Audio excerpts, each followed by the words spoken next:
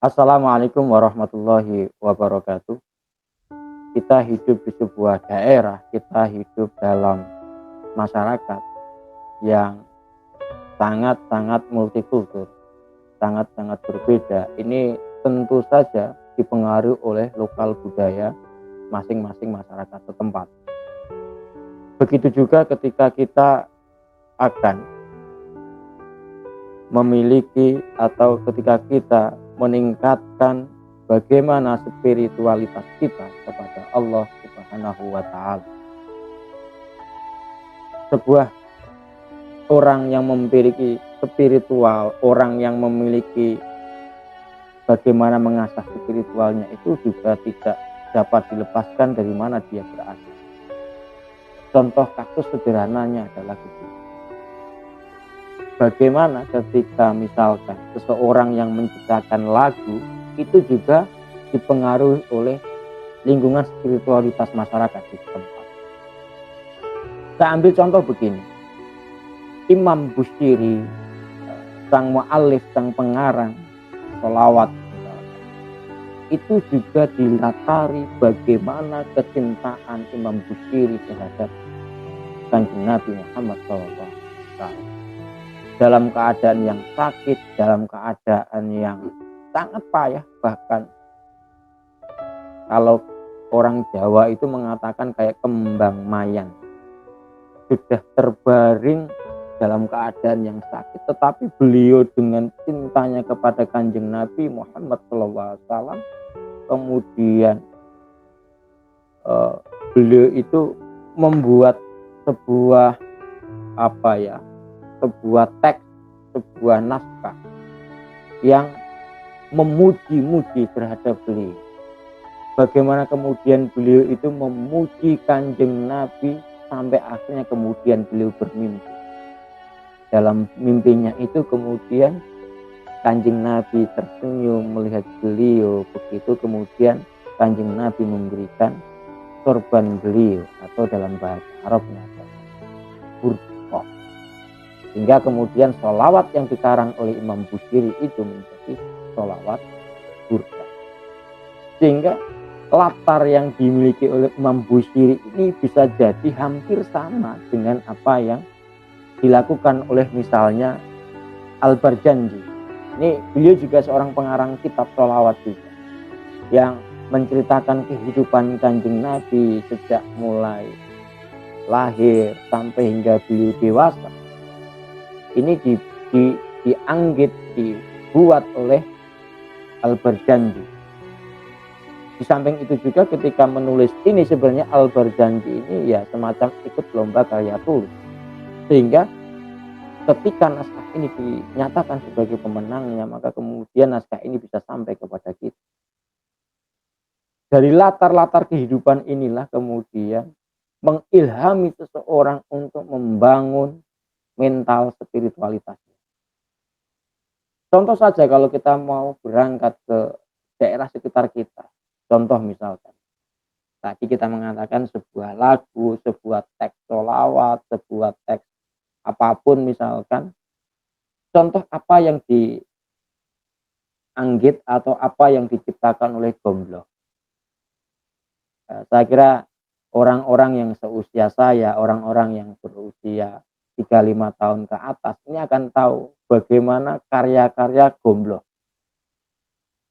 Contoh begini, lestari alamku, lestari desaku, di mana Tuhanku menitipkan aku.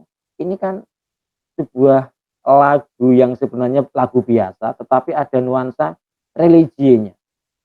Spiritualitas yang dimiliki oleh Gombloh yang berada dalam lingkungan pedesaan di daerah Jombang yang kita kenal sebagai kota santri itu kemudian memupuk spiritualitas beliau sehingga beliau menciptakan sebuah lagu yang syarat akan nuansa religi.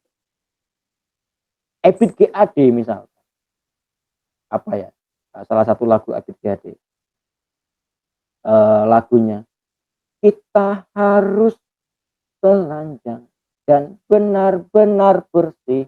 Ini kan lagu ini bagaimana mengakui bagaimana keesaan Tuhan, bagaimana kudrat Tuhan, bagaimana kekuasaan Tuhan, kekuasaan Allah dalam menciptakan sebuah alam ini diekspresikan oleh Ebit G. menjadi dalam sebuah lagu. Dan ini sangat menarik sekali. Spiritualitas beliau ini nampak di sini. Misalkan Via Valen karena memang anak muda ya. Yang namanya anak muda itu kan yang dinyanyikan kan lagu-lagu bagaimana membangun cinta, membangun rasa sayang dengan sesama atau lawan jenisnya begitu ya. Akhirnya muncul lagu sayang apa kue krungu cerita atiku. Ini kan spiritualitas atau apa ya, lingkungan sosial yang dimiliki oleh Via Valen dalam kondisi yang teenager, senang-senangnya membangun perasaan cinta kepada lawan jenis, ini dimiliki oleh Via Valen sehingga mempengaruhi bagaimana cara pandang Via Valen dalam menerjemahkan sebuah teks. Nah, ini yang kemudian saya tidak habis pikir itu, misalkan lagunya ini loh, ini kurang tahu ini siapa penciptanya atau siapa penyanyinya.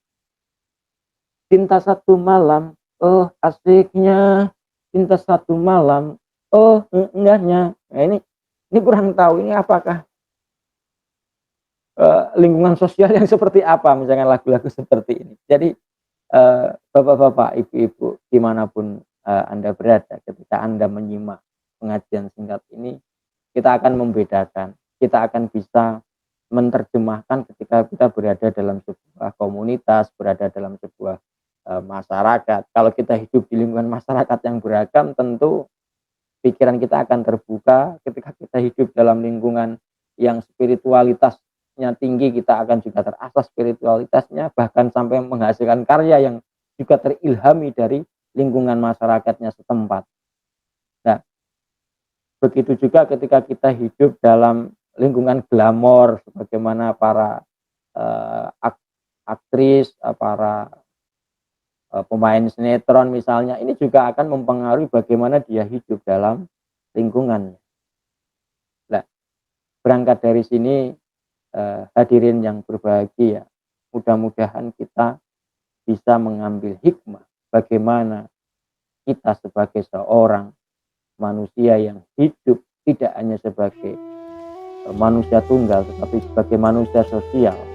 Ini kita harus bisa mengambil beberapa ibrah, beberapa paparan, beberapa contoh yang saya sampaikan di muka, sehingga bisa menambah bagaimana kita mampu dan mau mengapresiasi